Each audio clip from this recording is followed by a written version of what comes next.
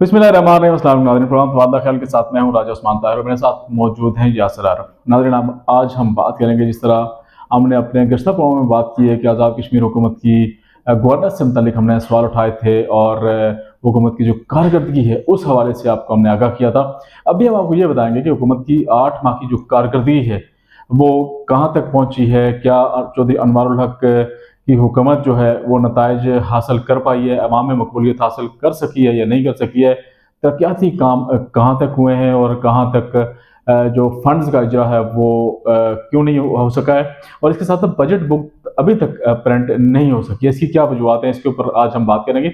और हमारे साथ मौजूद है यासर। मैं आपसे सबसे पहला क्वेश्चन तो यही करूँगा कि हुकूमत की जो 8 माह की कारकर्दगी है, हमने अपने गस्ता प्रोग्राम में भी हुकूमत की कारकर्दगी के ऊपर सवाल उठाए थे, कुछ बात की थी। और अब आप क्या समझते हैं कि हुकूमत किस समत जा रही है, चौधरी अनवारुल हक की हुकूमत, और जो तरक्याती काम है उनकी रफ्तार जो है इंतहाई सुस्त क्या, मतलब सुनने में तो ये आ रहा है कि तरक्याती कामों के लिए फंड्स का इजरा ही नहीं हो रहा है। बहुत शुक्रिया उस्मान ताहिर साहब। उस्मान साहब, हमने माजी में अपने प्रोग्राम के अंदर जितने भी तज्ज़िये, तबसरे और जो खदशात अपने नाजरीन के सामने पेश किए, वो एक एक चीज़ अब सच साबित होकर सामने आ रही है। और ये गुज़िश्ता जो 7 माह का अरसा अनवारुल हक साहब का, वो उस चीज़ के ऊपर मुकम्मल तौर पर उन सब बातों के ऊपर मोहर तस्दीक सब्त कर रहा है।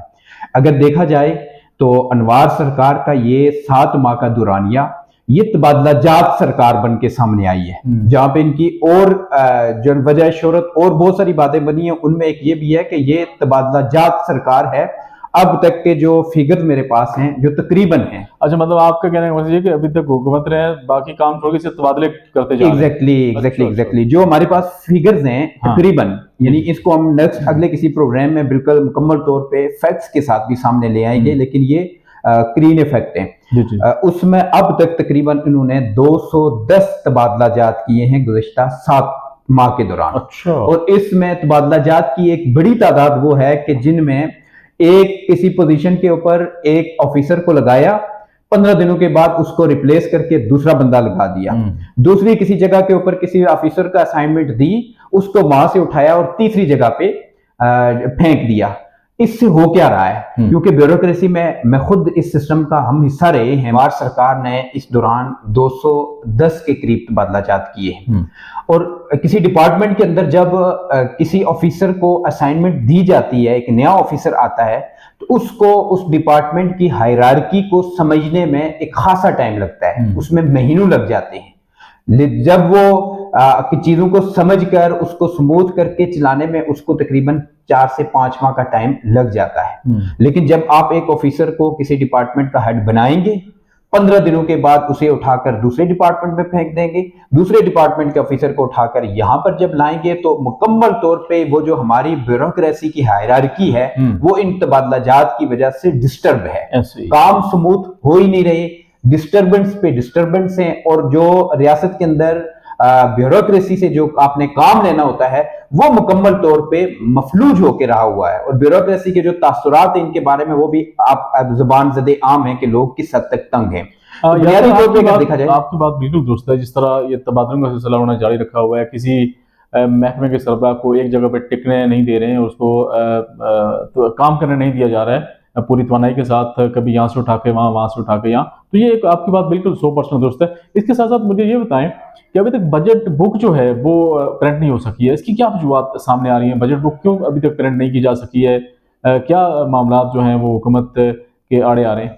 हालिया दिनों में ये खबर अच्छी खासी जो है ना वायरल हुई है और सामने आई है कि हुकूमत ने अब तक बजट बुक ही प्रिंट नहीं करवाई। और हम नाजरीन को याद दिलाते चलें कि सबसे पहले हमने अपने व्लॉग्स में ये इशू उठाया था कि बजट के दिन जून के अंदर जब अनवार सरकार ने बजट स्पीचेस भी लोगों को नहीं करने दी थी मेंबरान असेंबली को, आपको याद होगा कि ये खुद खड़े हो गए थे और वहां पर एक मुख्तसर तकरीर करके उन्होंने कहा कि 10 बार मैंने बजट बुक को जो है ना वापस प्रिंट करवाया है। तो मैं इसके ऊपर मैंने भी बात करनी थी, हवाला दिया था कि माजी में मैंने एक बड़ी तफसीली जो पहली मेरी बजट के ऊपर मेरी तकरीर थी कितने घंटों पे मुश्तमिल थी। तो लिहाजा मैं पोस्ट बजट प्रेस कॉन्फ्रेंस में आपके साथ इस बजट के हवाले से पूरी डिटेल बात करूंगा। वो पोस्ट बजट कॉन्फ्रेंस भी नहीं हुई थी, किसी मेंबर असेंबली को भी नहीं बोलने दिया गया और बजट बुक भी प्रिंट नहीं हुई।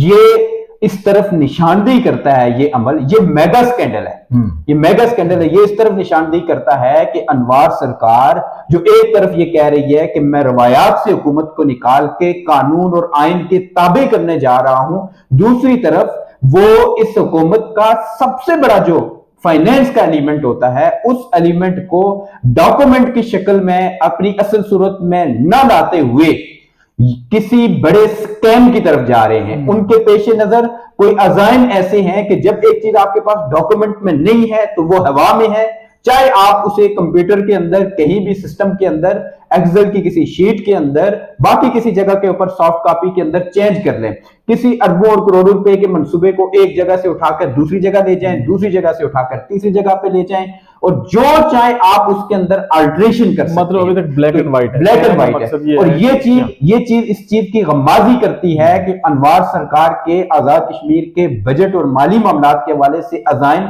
कतआन दुरुस्त नहीं है। वो कानून और आइन और हिस्सा जो बनता है हर एक कंस्टिट्यूएंसी का, हर एक डिपार्टमेंट का, उसके मगाए जाके अपनी मर्जी और मंशा के मुताबिक अपने सियासत और अपनी सीट को बचाने के लिए इस फाइनेंस को इस्तेमाल करना चाहते हैं। बादी नजर में हमारे सामने ये चीज आ रही है और ये बड़ा स्कीम है। आज के फोरम से हम ये बात बिल्कुल बरमला ये कहते हैं और अपने तमाम तर नाजरीन को कहते हैं, पूरी रियासत की आवाम से कहते हैं कि इसके ऊपर आवाज उठाई जाए कि बजट को प्रिंटेड फॉर्म के अंदर सामने लाया जाए। और वो बुक इस्तेकाल से भी उनसे भी मुतालबा करते हैं जो हजरात इनको लेके आए थे, और उनसे भी हमारा ये मुतालबा है कि इनसे पूछा जाए कि बजट बुक अभी तक प्रिंट क्यों नहीं हो सकी है, क्या वजूहत है। ये सीधी सी बात है यासर के, जिस तरह आप कह रहे हैं कि खुर्द बुर्द किया जाता है, अपनी मर्जी से पैसे आगे पीछे स्कीमें आगे पीछे की जाती हैं, क्योंकि अगर वो एक रिटर्न फॉर्म में आ जाएगा, प्रिंटिंग फॉर्म में आ जाएगा तो वो फिर एक चीज़ आ जाएगी रिकॉर्ड के ऊपर। लेकिन अभी रिकॉर्ड के ऊपर है ही कुछ नहीं, अपनी मर्जी से आप जिस तरह चाहें उसको इस्तेमाल कर सकते हैं। ये एक इंतहाई अफसोसनाक सूरत हाल है यासर। इसके साथ साथ मैं आपको ये बताता चलूँ कि पिछले दिनों इन्होंने एक किसी चैनल में वज़ीर-ए-आज़म अनवर अल हक साहब ने कहा, जो चौधरी अनवर अल हक साहब हैं, कि आज़ाद कश्मीर के दो साबिक जो वज़राए आज़म हैं वो एक नशई है और एक चस्सी है।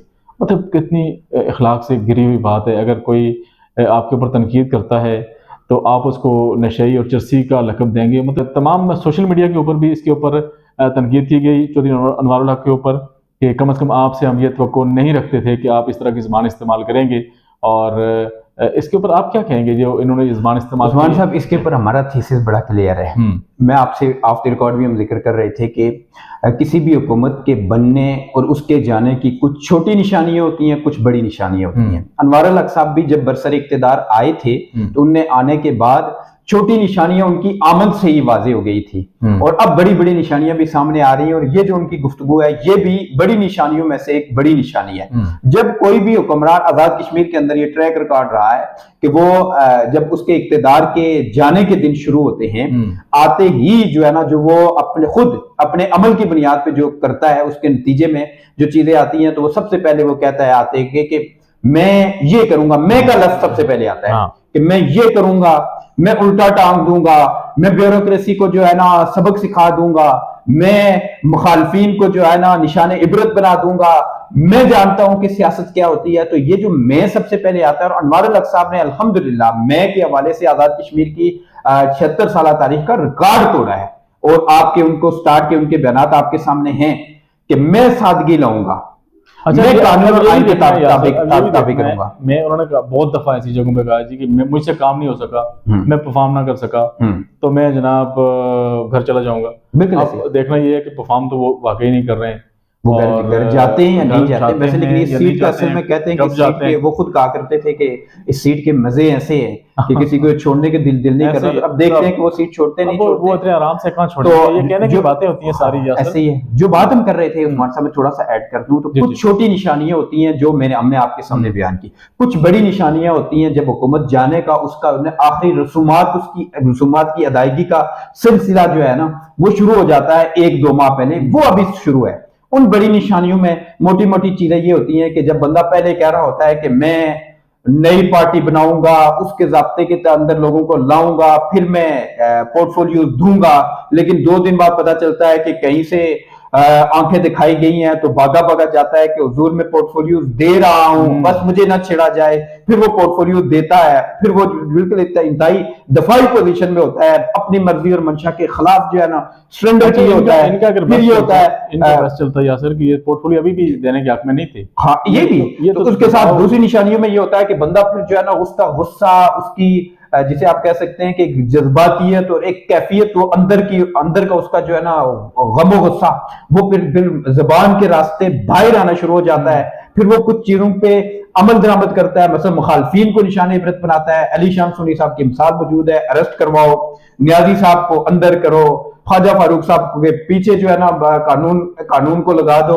उन्हें बैरूने मुल्क बदर कर दो, दूसरे लोगों को निशाने इबरत बनाओ। ये बड़ी निशानियां होती हैं, ये हमारे सामने आ गई। मीडिया और इससे आगे बढ़ के कुछ बड़ी निशानियां होती हैं कि पहले जी मैं करप्शन और एहतसाब में जो है ना बिल्कुल जीरो टॉलरेंस होगी मेरी। तो बड़ी निशानियों में से एक और बड़ी निशानी उस्मान साहब ये होती है कि फिर बंदा जो है ना तैश में आके गैर कानूनी फैक्ट्रियां और कंपनियां बंद करवाता है और फिर उसका क्रेडिट ले रहा होता है कि मैंने ये किया। फिर पता चलता है जनाब के उन्हीं फैक्ट्री वालों के साथ डील हो रही है, उनके लोग रहा हो रहे हैं और वापस फैक्ट्रियां खुल रही हैं। ये बड़ी बड़ी निशानियां होती हैं ना जब किसी का इक्तदार जाने की ना, तो उसकी कमजोरी और उसकी कमाईगी और उसका इज़्तिराब वो जो है ना लोगों के सामने अया होना शुरू हो जाता है। फिर उसके बाद पता चलता है जी कि बंदा निकला है फील्ड के अंदर, कोटली से गुजर रहा है और लोगों ने बिल्लात उठा के आपके ऊपर मारना शुरू कर दिए, काफिला रोकना शुरू कर दिया है, काफिले के ऊपर उन्होंने चिल्लाना शुरू कर दिया है, लोग नारेबाजी शुरू कर देते हैं। ये एक निशानी आती है। फिर उसके बाद ये निशानी आती है सबसे बड़ी कि बंदा नेशनल टीवी चैनल पे आके किसी की जो है ना प्राइम मिनिस्टर के उस मनसब का तकद्दस का ख्याल रखे बगैर जो है ना किसी के ऊपर ऐसी जुबान इस्तेमाल करता है कि जो इंतहाई नाशाइस्ता, बिल्कुल जेब नहीं देती। फिर उसके नतीजे में पुतले नजर आतिश होना शुरू हो जाते हैं। फिर गलीज किस्म की जो है ना उसके बारे में जुबान इस्तेमाल होना शुरू हो जाती है। ये आज तक जो फेल्ड लोग रहे हैं, इक्तदार के मनसब पे बैठने वाले जो नाकाम लोग रहे हैं, ये उनकी निशानियों में से एक निशानी है। और अल्हम्दुलिल्लाह अनवार अल हक साहब के इक्तदार के जाने की बड़ी निशानियां तकरीबन सारी पूरी हो रही हैं। एक दो और रह रही हैं, हम अगले प्रोग्राम में वो भी वाज़ेह हो जाएंगी। और उसके बाद जी का जाना ठहर गया और एक दिन रात को सारी कौम सोई होगी, सुबह पता चलेगा कि अनवार अल हक साहब अपने बयान पर उस सच्चाई को साबित करते हुए चादर अपने कंधे पे रख के तो बिंबर चले गए हैं। तो लोग फिर कहेंगे उफ अल्लाह, वो क्या शख्स था जो तारे तोड़ लाने की बातें करता था। मैं ये बता दूं कि चंद एक उन्होंने अपने मखसूस लोगों को अपने पास रखा हुआ है मीडिया के, जिनसे वो सिर्फ बात करते हैं और मीडिया के बाकी लोगों से वो उस तरह उनका इंटरेक्शन नहीं है जिस तरह होना चाहिए। तो ये भी एक बड़े अफसोसनाक सूरत हाल है। पहले तो वो कहते मैं बड़ा मीडिया फ्रेंडली हूँ, मीडिया की हर चीज़ का मैं फेस करने के तैयार हूँ, जो मुझे बुलाएगा मैं उसके प्रोग्राम में आऊँगा, उससे बात करूँगा। लेकिन हमने ये देखा है कि एक मखसूस दायरे के अंदर बंद है और चंद लोग उनके इर्द गिर्द हैं जो उनको हर चीज़ जो है वो कहते हैं जी बस हम होंगे तो आप होंगे, हम नहीं होंगे तो आप भी नहीं होंगे। तो ये भी एक बिल्कुल दुरुस्त कह रहे हैं। जो मीडिया का ओरा और सर्कल है ना अनवार सरकार का, तो वो तारीख के अंदर शायद ही रियासत के अंदर कभी इस तरह के अजीम लोग, मीडिया की हायरार्की को समझने वाले, मीडिया की साइंस को समझने वाले, फिर दिलो दिमाग के बड़े जिनके अंदर वुसअत हो, वो उस बदकिस्मती रही है अनवार अल हक साहब की उन्हें नसीब हुए हूँ कि उनके जो कारहाय नुमाया हैं उनसे हम वाकिफ हैं। रोजाना की उनकी जो सरगर्मियां हैं उसके हवाले से भी हम वाकिफ हैं। वो क्या करने जा रहे हैं इसके ऊपर कहीं नेक्स्ट प्रोग्राम में हम बात करेंगे। अच्छा यासर, मैं एक और बात नाज़रीन को बताना चाह रहा हूँ कि आज़ाद कश्मीर के महकमा सेहत में कुछ खबरें आ रही हैं कि बड़ी बदनामी हुई है, बड़ी माली करप्शन हुई है और इसकी तफसीलात कुछ हमारे पास पहुँची हैं। ये नाज़रीन से हम अगले प्रोग्राम में शेयर करेंगे और ये बड़ी अहम खबर है। कुछ काफी सारे बिल्कुल उस्मान साहब आप कह रहे हैं, यही नहीं जो मेंबरान असेंबली को पोर्टफोलियो मिलने से पहले फंड्स दिए गए थे, उन फंड्स का कोई उनसे हिसाब किताब नहीं है। कई प्राइम मिनिस्टर की स्टेटमेंट आपने सुनी, किसी सीनियर मिनिस्टर की सुनी कि जो फंड्स हमने मेंबरान असेंबली को दिए हैं उन वो जमीन पे लगने चाहिए, हमारे सामने आने चाहिए, कहीं नहीं किया गया। अब एक बाखबर शख्स जो प्राइम मिनिस्टर को बहुत करीब से जानता है, मैंने उनसे पिछले अरसे में हमने उनसे पूछा था, वो कह रहे थे कि भाई आप इस बंदे को अंडर एस्टिमेट कर रहे हैं, बुनियादी तौर पे ये जो पैसे 2.5 करोड़ या 2 करोड़ या जितने जितने मुख्तलिफ उन्होंने लोगों को दिए, ये बुनियादी तौर पे इन सबको काना करने के लिए दिए गए हैं। इसी की बुनियाद पे कल ये इन लोगों को ब्लैकमेल करेंगे, इन्हें कहेंगे अच्छा वो जो फंड लिया था लोकल गवर्नमेंट का आपके पास गया था वो किधर छोड़ा है, जरा मुझे हिसाब दो। तो हिसाब केड़ा देगा, देने वालों ने तो आप जाके तो उड़ा दिए। ये करप्ट प्रैक्टिस है, करप्ट प्रैक्टिस है। अगर ये करप्ट मुबैना तौर पे ये करप्ट प्रैक्टिस नहीं है तो फिर आज हम इस फोरम के ऊपर से कह रहे हैं कि प्राइम मिनिस्टर कहें सारे मेंबरान असेंबली को पिछले वो पैसे लग चुके हैं ना उस्मान साहब, जमीन पे लग चुके हैं, तो कुछ 2-4-5% रह रहे होंगे, तो कहा जाए कि हर एक जगह के ऊपर मंसूबे के ऊपर तख्ती लगे, मंसूबे का नाम लगे, उसकी लागत लगे और वादे किया जाए। ये तब होगा कि अच्छा करप्शन और गुड गवर्नेंस, गुड गवर्नेंस तब साबित होगी कि आप उनसे फिर एक एक चीज का हिसाब और फिर आप जमीन पे लगे होंगे तो उसकी तख्ती लगेगी, जमीन पे लगेगी। एग्जैक्टली, नहीं लगे दूसरी बात नहीं लगे तो शुरू करें ना यहाँ से, बिस्मिल्लाह करेंगे मेरे भाई, कुछ भी नहीं शुरू कर सकते हैं, ये बस इक़्तिदार बचाने के चक्कर हैं सारे।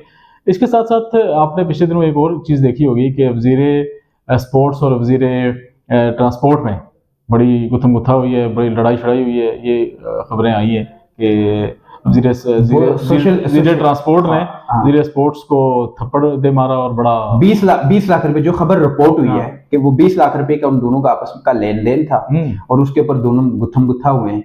तो उन्होंने एक दूसरे के साथ ये किया और सोशल मीडिया पे उसके ऊपर बड़े जबरदस्त तबसरे हमने देखे हैं। एक तबसरा बड़ा दिलचस्प था, वो मुझे किसी ने स्क्रीनशॉट भेजा, किसी राजा असद नाम के ये दोनों भट्ट ही हैं, और जी भट्ट ही, उन्होंने पोस्ट की हुई थी, दोनों भट्ट है ना, हाँ उन्होंने पोस्ट की हुई थी कि इन दोनों मेंबरान असेंबली को बजाय आपस में यहाँ पे 20 लाख रुपए के लिए गुत्थम गुत्था होने के बजाय अनवारुल हक साहब की किचन में जाके बर्तन मांजने के बजाय सरदार तनवीर इलियास खान साहब के साथ ही खड़े हो जाना चाहिए था। इतने पैसे तो वो हर हफ्ते उनको अपनी जेब से दे दिया करते थे, जब प्राइम मिनिस्टर नहीं भी थे तब भी उस जरूरत पे जो भी जाके उनसे मांगता था वो उन्हें दे देते थे। तो इन लोगों को जाके अपना मुंह वहां पे काला करने, लोगों के सामने हुजूम के अंदर काला करने से उन्हें क्या मिला, तो ये बड़े दिलचस्प किस्म के इसके बहुत सारी चीजें आएंगी, आहिस्ता आहिस्ता सामने आएंगी खुल के, अब देखते जाए होता है क्या। नाज़रीन, आज का प्रोग्राम हम यहीं इख्तिताम पज़ीर करेंगे और मज़ीद कुछ अहम मौज़ूआत के साथ अगले प्रोग्राम में हाजिर होंगे। इसके साथ साथ आपसे मादत भी चाहते हैं कि हम अपने प्रोग्राम को मुस्तकिल बुनियादों के ऊपर कंटिन्यू नहीं रख सकें कुछ निजी मसरूफियात के बायस, लेकिन अब आइंदा कोशिश करेंगे कि इस प्रोग्राम को मुस्तकिल बुनियादों के ऊपर और ताज़ा तरीन जो खबरें होती हैं आज़ाद कश्मीर हुकूमत से मुतल्लिक, वो आप तक हम बर वक्त पहुँचा सकें, और ख़ासकर वो खबरें जो नाज़रीन तक नहीं पहुँच पाती हैं उनका हम पीछा करेंगे, वो आप तक पहुँचाने की हम भरपूर कोशिश करेंगे। यासर, आपका बहुत बहुत शुक्रिया। नाज़रीन, अपना ख्याल रखिएगा। खुदा हाफ़िज़।